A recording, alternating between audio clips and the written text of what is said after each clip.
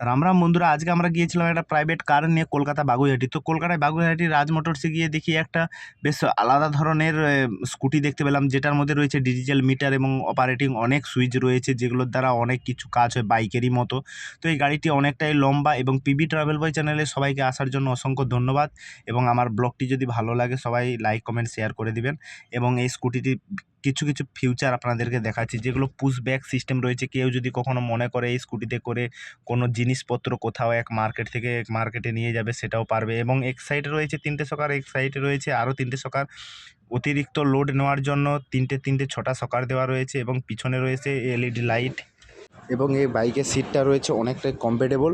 এবং কারা কারা এই বাইকটা কিনতে চায় একটু অবশ্যই কমেন্ট করে জানাবেন। আমি অল ডিটেলস আপনাদেরকে কন্ট্যাক্ট নাম্বারও দিয়ে দেবো। আমার তো খুবই ভালো লেগেছে এই ব্যাটারি স্কুটিটি। তো আপনারা যারা যারা কিনতে চান অবশ্যই কমেন্ট করুন, এবং আমার এই মিনি ব্লগটি যদি ভালো লাগে শেয়ার করে দিবেন।